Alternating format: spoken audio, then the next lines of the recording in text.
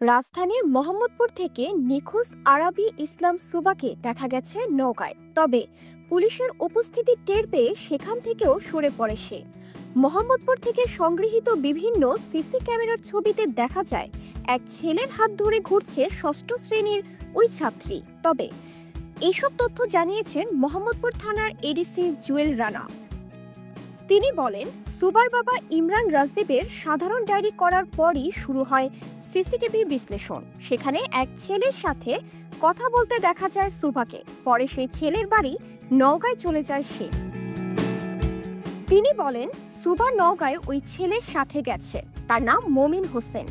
প্রেম ঘটিত কারণে সুবা সেখানে গেছে। পুলিশ এখনো উদ্ধার করতে পারেনি। তবে ছেলের বাবা চাচার সঙ্গে পুলিশ যোগাযোগ করেছে। দুজন যেন পালিয়ে যেতে না পারে সেজন্য তার বাবা চাচার সহযোগিতা চাওয়া হচ্ছে।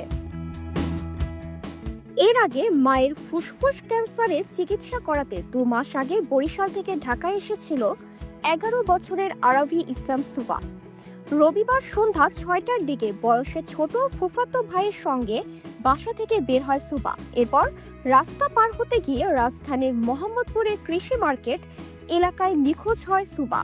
এই ঘটনায় সোমবার মোহাম্মদপুর থানায় এই বিষয়ে একটি সাধারণ ডায়েরি করেছেন তার বাবা ইমরান রাজদীপ।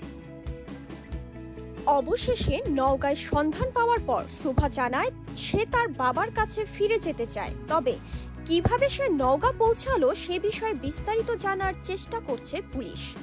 দ্রুতই তাকে উদ্ধার করে পরিবারের কাছে ফিরিয়ে দেওয়ার চেষ্টা চলছে।